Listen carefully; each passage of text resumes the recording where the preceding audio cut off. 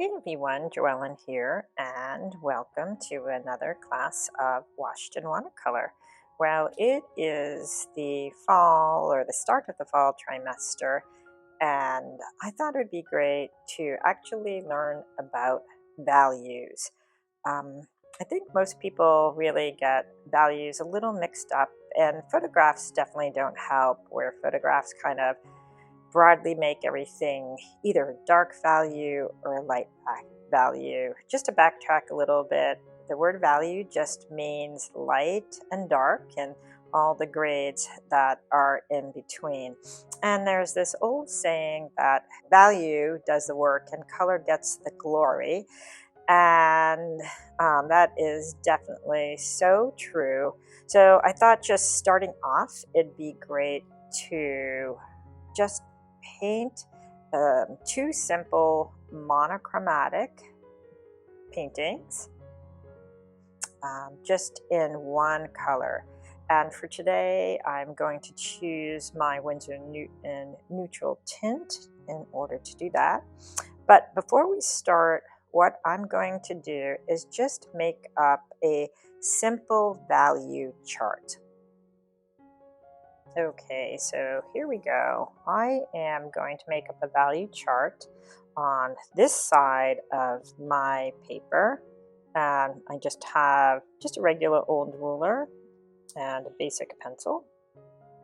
Let's see. And you can make up your value chart. You can make your value chart as many different squares or values as you like. So here we go. Just like that. I don't really have a plan. It's probably just I'm going to end up with whatever I have. That's my plan. Let's just go up increments of one width of my ruler. It's a good way to make this nice and neat.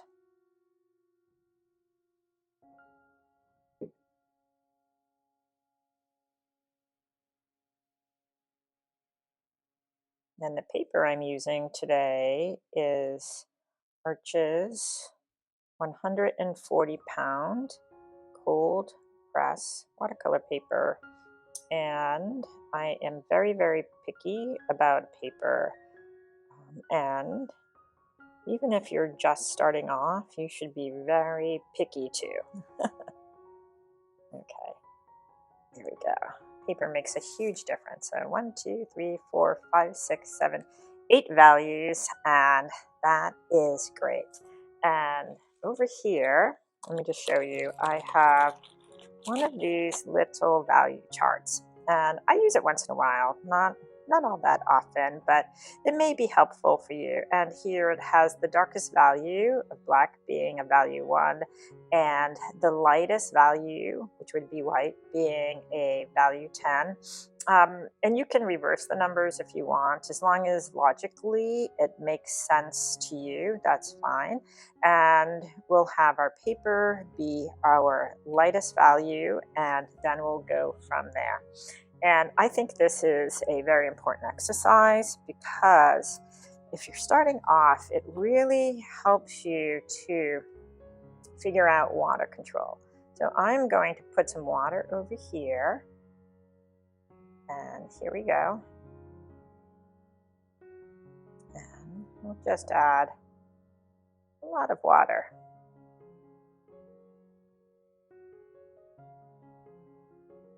Now, I can always make things darker, so I am better off going ahead and getting as much water as I can into this mixture. And you know what, if it's not perfect, it's not perfect, but it will just give us the basic idea of how values work. So I'll just paint this, and you probably can barely see this.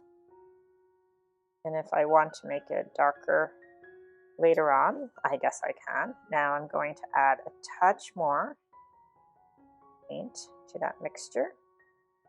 And again, it's going to be a little hard to judge. That probably is a little too dark. Now, I don't want this to run into that, and I can see I went over the line, so I guess it will. But just, it is what it is.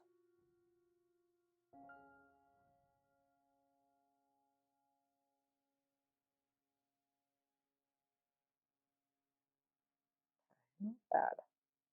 All right.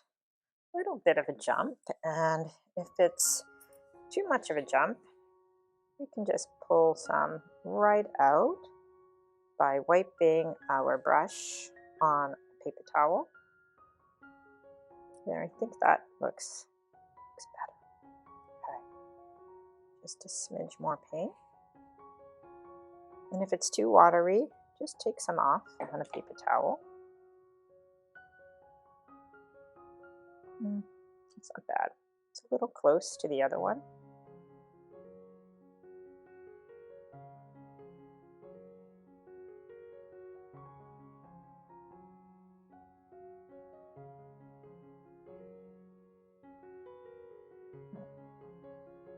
I would like for this to be nice and even. Good.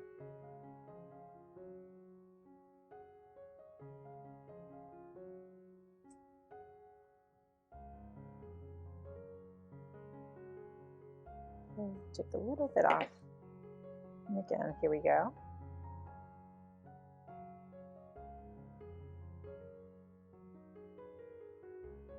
Now, I am not matching this to my value finder. If you want to, you can do that.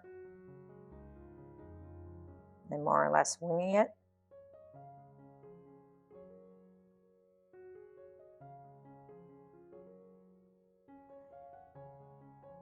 A little bit more paint in there, a little bit less water.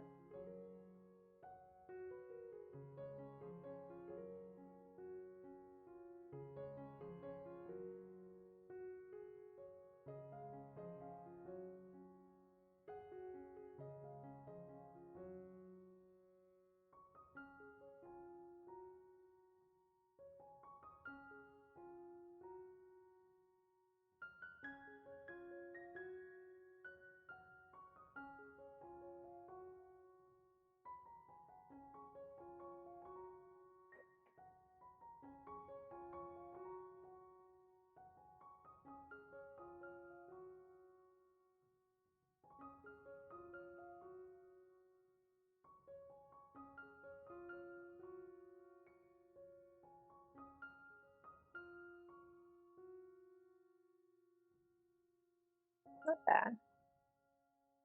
And this one will be the darkest.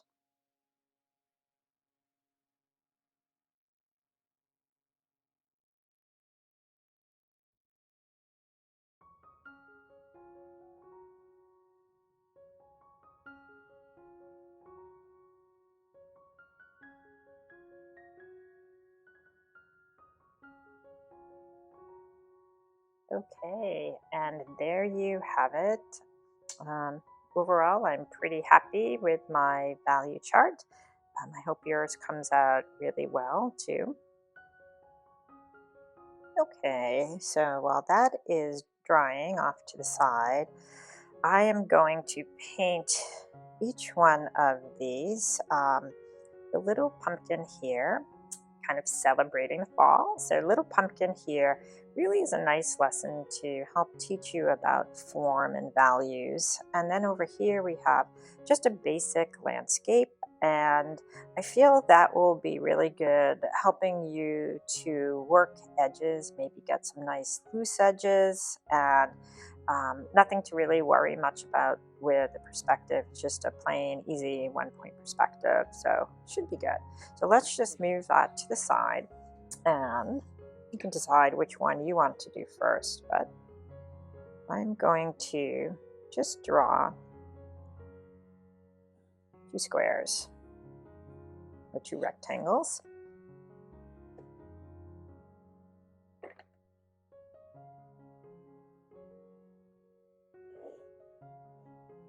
And again, I'm not really measuring.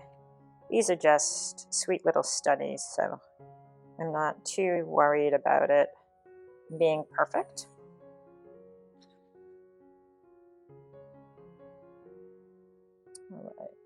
That looks pretty good. Okay, so there's one, and then put a little bit of space in between.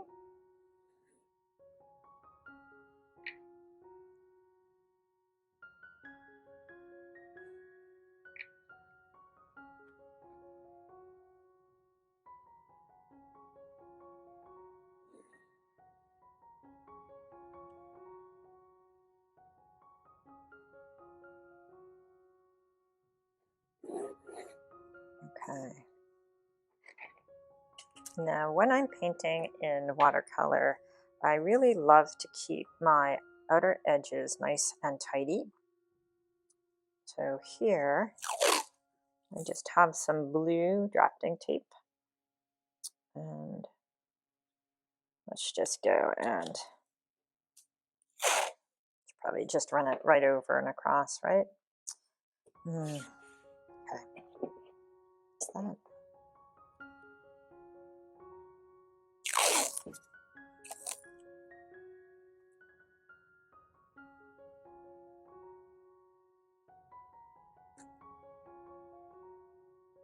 There's a little bit of a bend to it. Okay. Aha, right across, right?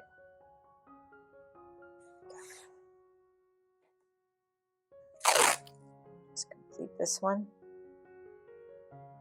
Almost there.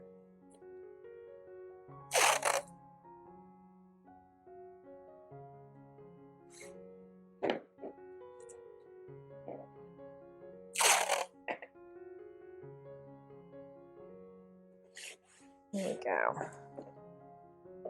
And even though these are going to be just little monochromatic studies, the tape really helps to keep everything just nice and clean and give it a nice finished look. All right, so overall, I think that is pretty good. Let me just adjust my camera just a little bit. I feel like that's better. Okay, so over here, I'm going to put the little pumpkin. Now, I know that the original photograph is cropped to more of a square-like shape. You can decide what you want to do with it, but let's just get some type of little stem put in. And then we can think about just an oval shape. Just drawing this pretty lightly, and then giving a little breathing room on each side. Okay. So that is really the basic shape.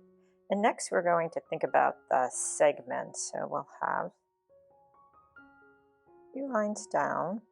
And as we're thinking about the segments, we really want to think about the curvature and how these little lines just bend around here. And again, this is a study, so it doesn't have to be perfect. Okay, and then we'll have some that around. Not bad.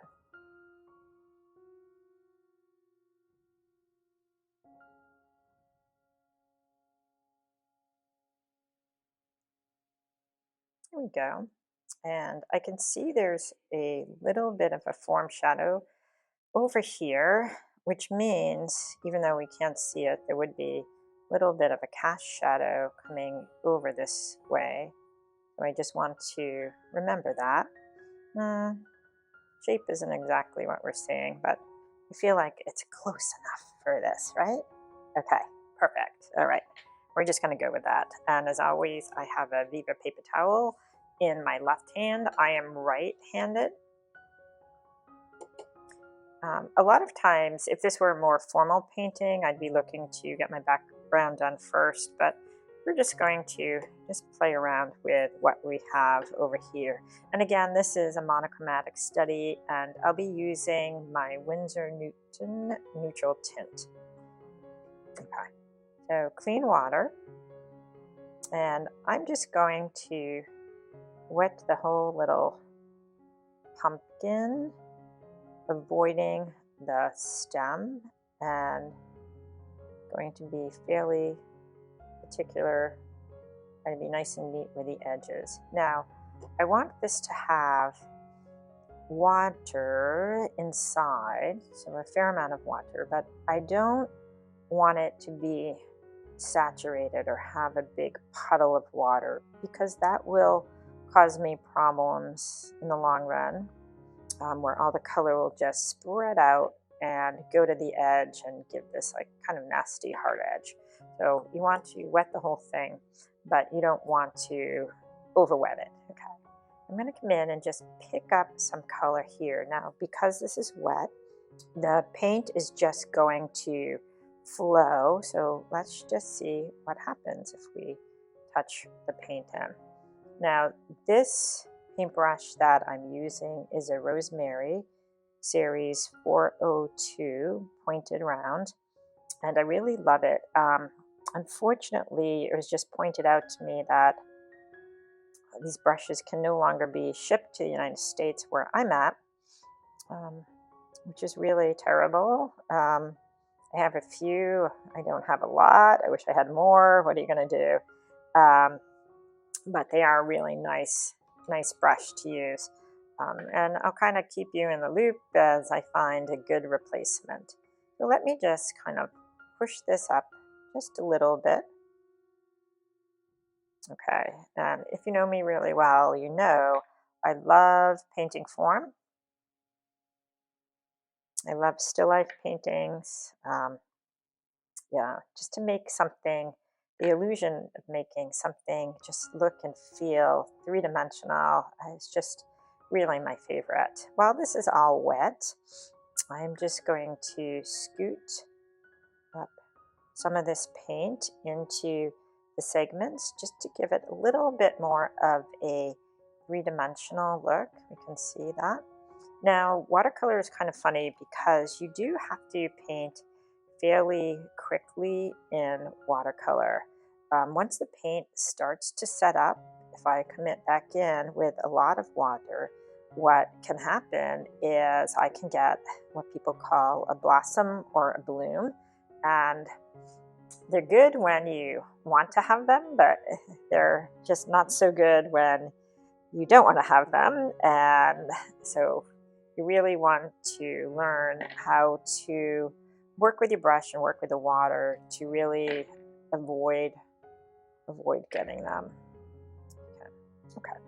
That doesn't look so bad. You can see it's really getting a nice form. So if I want to come back in and continue to maybe work some of the segments, I can pick up some paint and then I can tap it on my paper towel just like that to take off some of the water.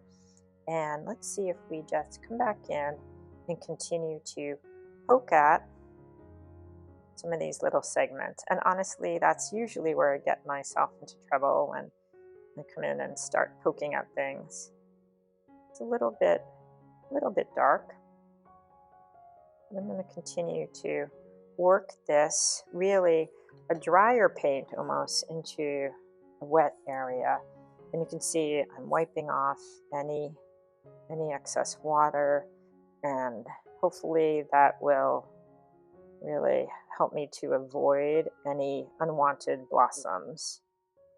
Okay, I'll just keep working on this and developing that. Not a bad little pumpkin.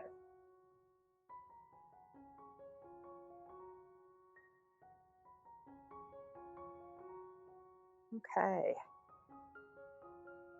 I'm going to add some water over to my mixture, but then take the water out, any excess water, and I will just work over this back segment here, making that just a little darker. I'll pull some of these segments in, just like that. Overall, I'm fairly happy with it, and it's a nice little study. So I'm going to just stop for 1 minute, and I'll use a blow dryer just to give this a little bit of a dry. Then I can either work more on top of this to develop it more with some darker values I can put in the background, cast shadow, maybe the stem. So hold on for 1 minute. Okay, I just quickly dried this and going to put in some marks for the stem. So I'll pick up a little bit of paint, and again, I'm going to take a lot of that water and paint off my brush, and I'll work this almost like a dry brush, where I can see the paint is really skipping over the paper, and just get some of the character that I see here in the stem. Okay.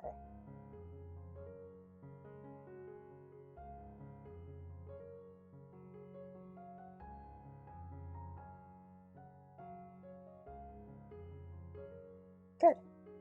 And sometimes what I like to do when I'm working with dry brush is just come in with a couple of water droplets just to soften or unify some of the areas. There we go.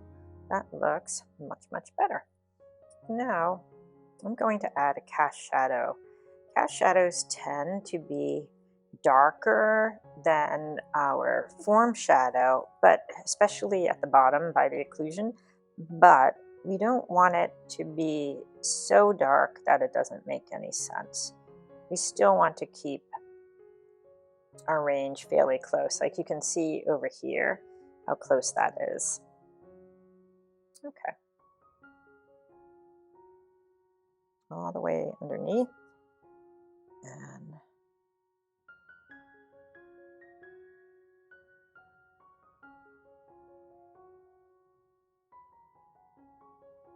now watercolor does dry a little lighter, and because of that, this may make sense now. When it dries, you may find we want to add it or make it a little bit darker.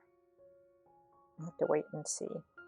I think it looks pretty good, and even though cast shadows tend to have harder edges, I'm just softening them up just a little bit.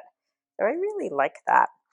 I think the only thing that I am going to, well, add to this study is maybe put a little bit of a darker background up here so we have a nice chiaroscuro or light and dark. And sometimes when you have a darker background, when it touches the light of the object, it will really make it pop. And then I can just play around and soften that and diffuse it a little bit. So it doesn't necessarily have to look like our picture. So let's see what happens. We'll play around. And can you believe I'm still using the same brush? The pointed rounds are really nice. So let's go where we have light and go right into our background. And being very careful. I don't want to go into my object. And again, watercolor, you do have to work fairly quickly. Might as well just put some on this side too, so all of that makes sense. And all right, quick. Let's just push that up in a fun way. Trying to avoid any hard edges. You can see this already started just to dry up a little bit, but I feel like I'm good.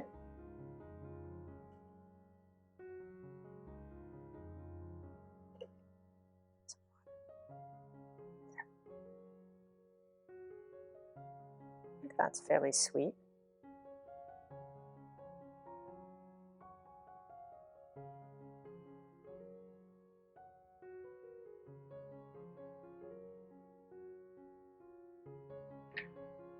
I know I'm going to play with this one too many times.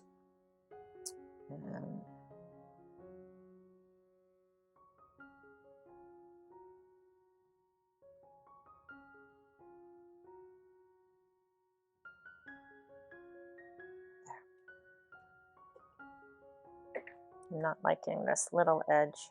Sometimes when I'm painting for the camera here, it's really hard to get these really nice, movements or angles with my hand. Alrighty. Maybe that looks a little bit better.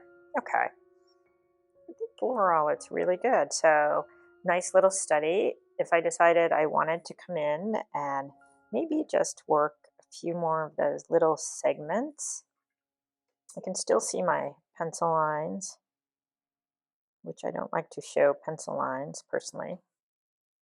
Let's see if we can just get those, some paint right into the areas here.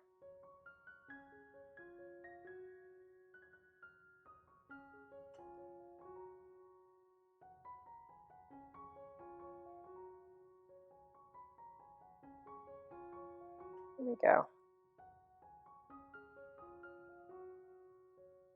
Great. I think that looks really nice. Okay, so let's just take a quick break and then we'll move on to our monochromatic landscape. Okay, so next we're going to quickly just draw this out. It's a simple shape.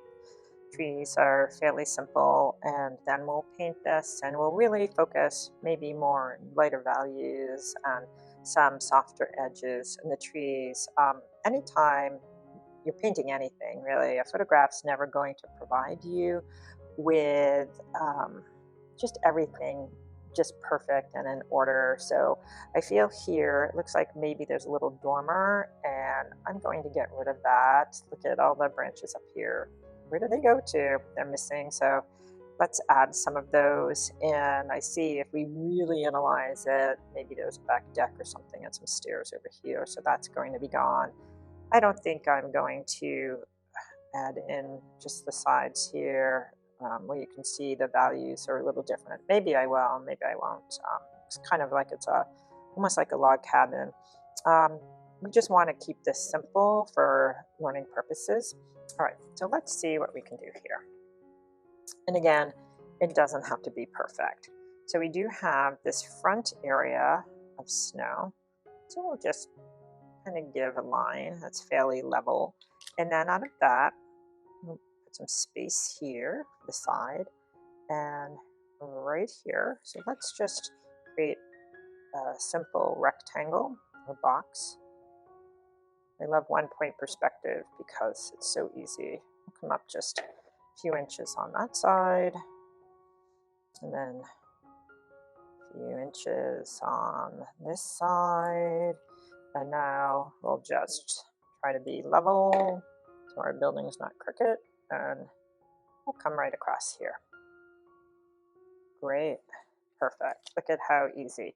Then, totally simple to find the center of the roof. We just connect corner to corner, so we don't even have to measure where our lines intersect in the middle. And hopefully I did that right. Okay, where they intersect in the middle is going to be the center. I knew that had to move over. That will be the center of our building and the roof. So let's just go right up. You can decide how high you want that. I'll stop just about here, and then we can angle down and bring it down and a little bit past the corner, and we'll try to do the same over here, down and a little past the corner. Good. Nice simple little house. I'm going to just do a double line because our roof does have some snow on top, and trying to keep it simple. It's hard for me sometimes to keep things simple though. All right, over here we'll have our door. The cabin in the photograph reference is a little bit shorter. Mine's a little bit taller. Doesn't matter. Okay, there's our door. And then to the other side of the door is our window. And you can make some observations to see the relationship the window has with the door.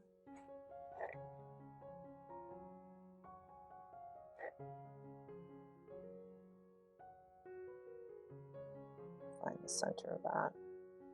Okay, really good enough. Okay, cute little cabin. And Let's just erase that center line. We no longer need it. To cabin in the snow, and you know what? I don't really see a chimney, so let's just add a chimney somewhere. It's 1 point perspective, so we don't have to be too fussy, just like that. I think that looks better, and you can decide what you want your door to look like.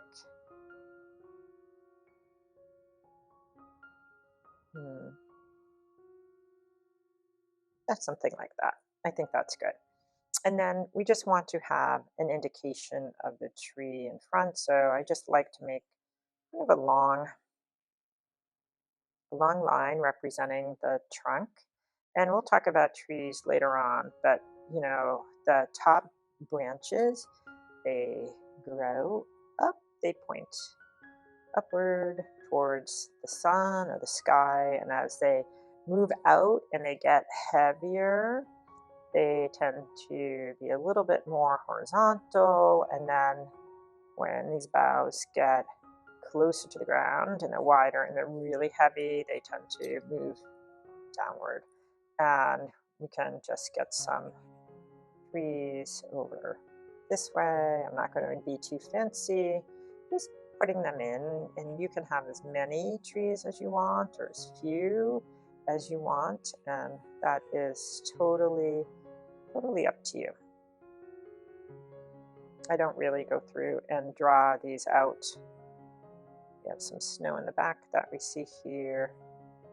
That's snow in the back there. And then we'd have maybe some trees. All right. Not bad.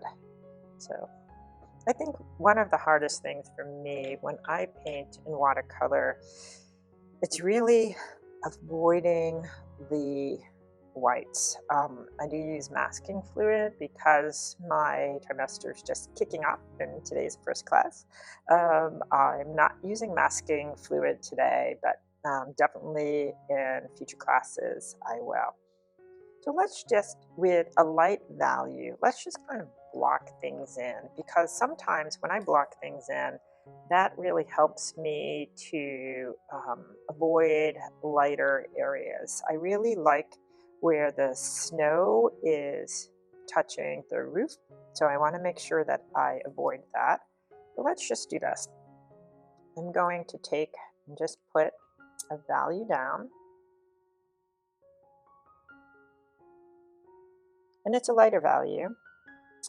And just like we did over here, we'll get our value down just so we're avoiding the snow. And then I'll take a wet brush, maybe take a little bit of water off, and I'm just going to push this up into the trees. And I'll deal with trees later on.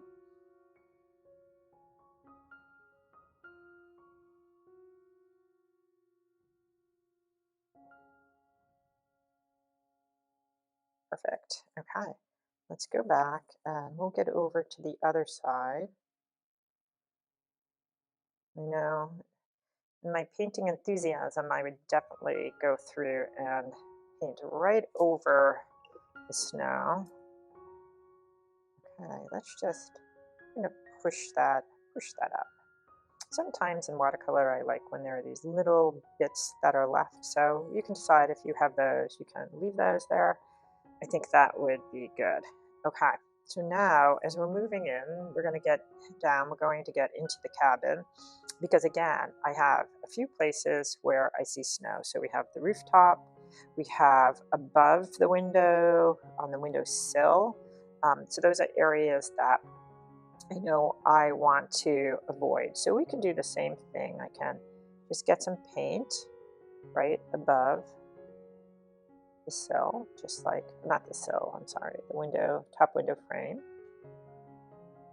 Maybe down the sides a little bit, and then we'll just push it up just like this. Perfect.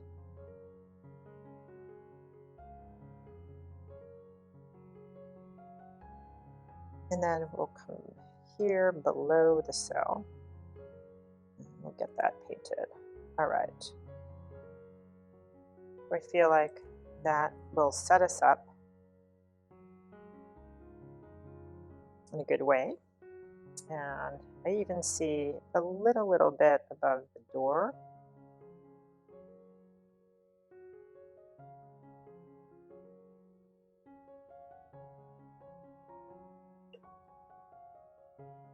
And just push that right up there. And might as well just get right under the roof. And just see if we can connect that right down.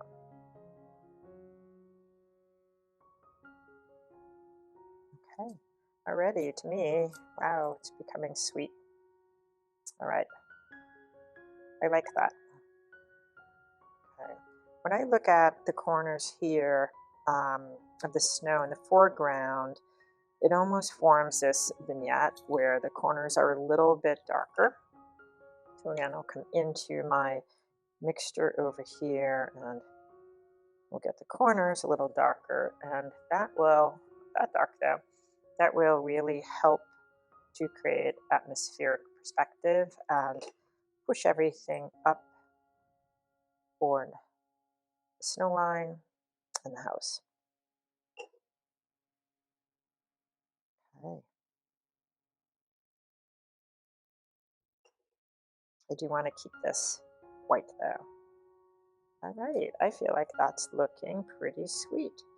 So with this being done, there are definitely things I can tweak here and there.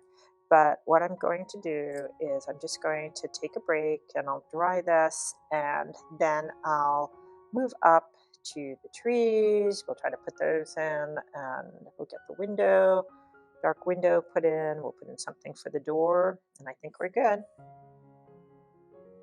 Okay, painting is dry. All right. So what we're going to do now is get a medium value put in. We don't want it to be too dark. We probably want the value to be right about here. And let's just see if we can get that. And we're going to put the trees in the background. Now, trees are probably, I think for people, they're pretty hard to paint because in our head we have like the lollipop tree, or we have the Christmas tree, and just these general shapes. Or sometimes students make it a little bit too stiff. They definitely get too many details put in, and these trees that are in the background, we just want them to kind of sit back. We don't want them to be overly detailed.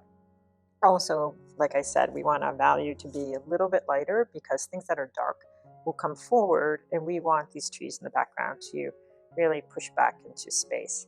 I'm debating upon smaller brush. I don't know. I've been using this brush the whole time. So let's see how this works. We'll kind of hold our breath, and here's the secret. Work really fast, and yeah, just keep working fast. And sometimes I'll tell students when painting trees to look up to the ceiling when they're painting, and it will kind of loosen up their hand a little bit. Don't look up to the ceiling. I don't think that would be a good thing, but you know what I'm saying. So let's just go and put this straight trunk right up here. It's not a bad, it's a little bit on the darker side. Now, as quick as possible, we've talked about how some of these branches, they just move up, and then as they work their way down the tree, they're still up, but they do start to eventually move where they're more horizontal. And I am not copying that exact tree. Actually, I'm not even looking at the photo reference. Okay, that's not bad. That's not bad. I think that's pretty good. If you find that your tree is a little bit too dark immediately, you could come in with a paper towel and just stamp it a little bit, and that will pick up the value. And if you felt you wanted to soften or get some of it just a little blurred, coming in with a few droplets of water, it's sometimes really nice too. And I kind of like that tree. All right. Now, okay, we have like 4 or 5 more to go, right? So Okay, just chew off our nails here. Let's see. And in the photo, this tree looks a little funky too. Let's bring that right up there.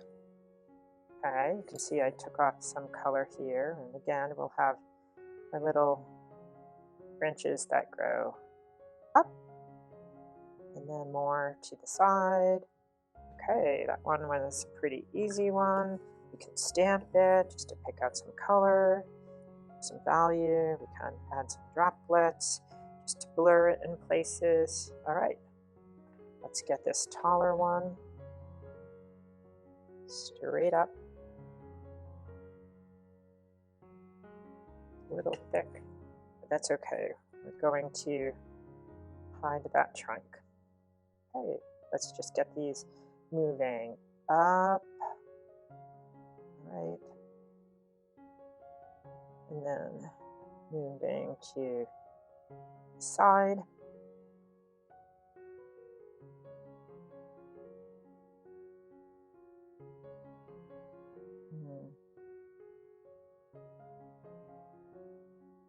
Okay, right down the side here. Okay.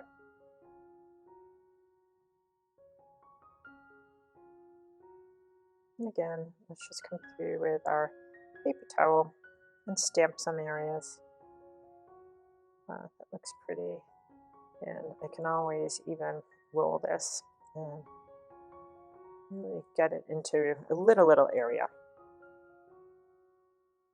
think I wipe my brow every time I do one of these. Okay, I like that. We have this one would probably could be a little bit darker. It does come all the way down here, and I did not finish down here earlier. Let's just get that snow line.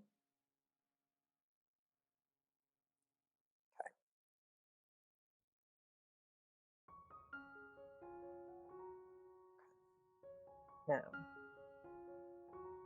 a little bit more paint, and this tree's a little bit lower.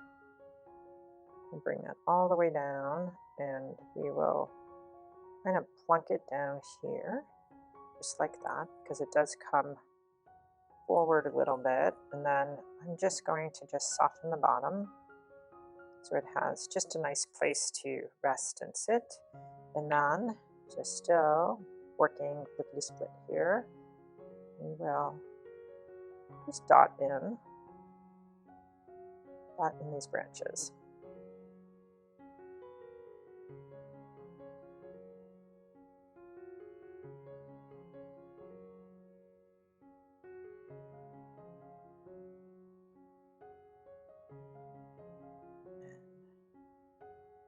And this is wet here.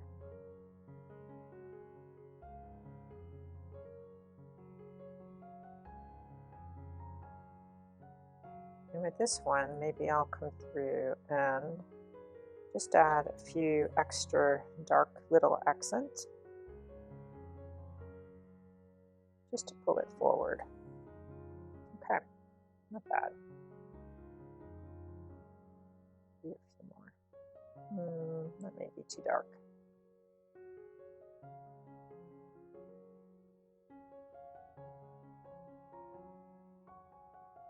Okay, good. Now, there are a few in the background here, but I think I'll just focus on this big one that is right here in the foreground. It seems to be pretty full, meaning that there's not a lot of peeky holes going on. So let's just start. We can always add to it. We'll have the main trunk. And these boughs really kind of push and come in front. And the edges are a little delicate.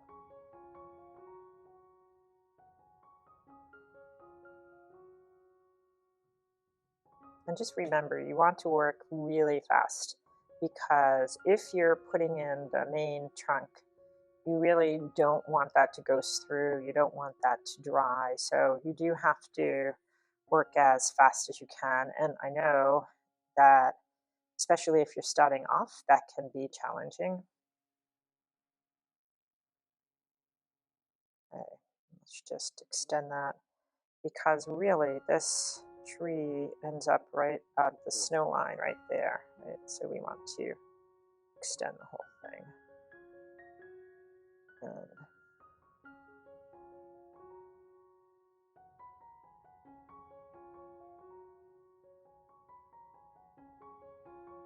I think that looks nice. Now you can see this is a darker value compared to the ones in back, so that will help to pull it forward. And I'll just come through with it's a little dark, but just a few darker accents to give the tree a little bit of depth. And typically the bottom of the tree, where you would not see as much sun, would be just a little bit darker.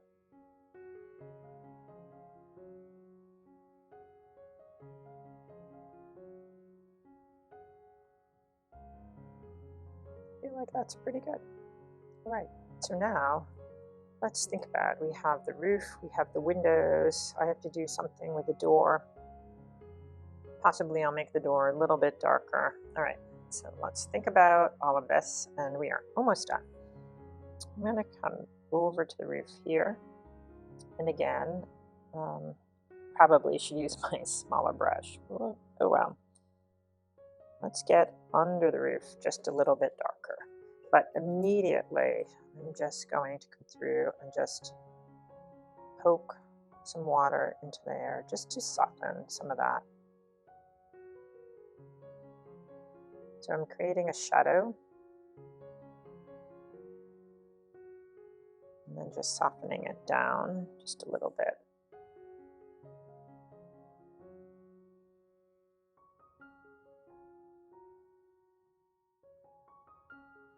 I think that looks nice.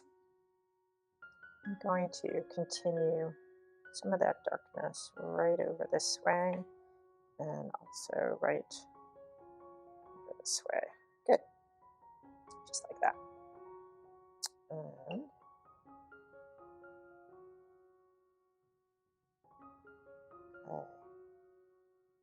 let's just get our window painted in.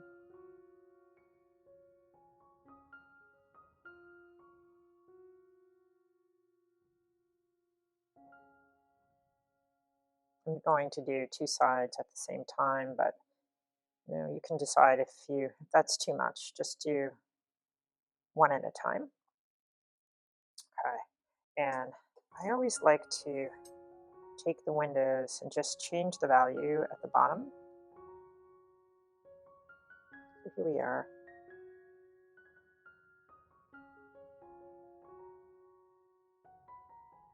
I think that looks nice.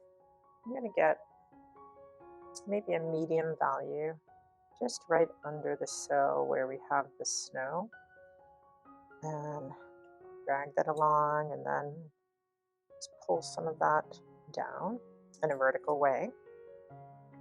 And then I think I'm going to take a value within here, this range, for the door.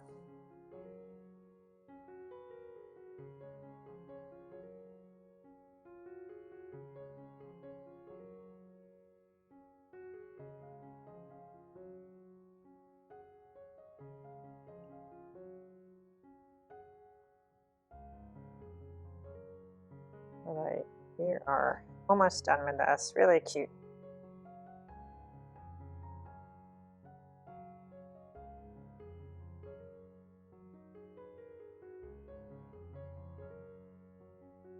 So if you're painting along with me, a lot of my other videos, I really voice over with them, and this one I am just talking my way through, so it may be a little bit longer, possibly more interesting, maybe less interesting, but definitely let me know. Let me know what you think. That's really sweet. Not bad at all. Okay. Once this dries, I could decide if I want to get the cabin a little bit darker. I don't want it to fight with this, and I like what's going on there. So I may just leave it be. I do see like a few little weeds, whatever, poking up here and there. Um, Sometimes those can definitely cause problems. So I think for today's study, working with values, painting around things, working with edges, I think that really we have hit our goals with this, or I've hit my goals in teaching you. So I think overall, I am pretty happy. So anyway, we can take the tape off, but a lot of it will still be white paper. Let's just see. It's always like the best part, the reveal here, right? All right, and here we have it. So we have our value study. We have our form, the little pumpkin, which I love, a little bit of chiaroscuro with the dark and the light. Totally fun. We have like some really nice soft, loose edges retaining the white. So I think overall, I'm very pleased with it. So I hope you enjoyed watching this. I hope you painted along, and I look forward to seeing you next time. Bye for now.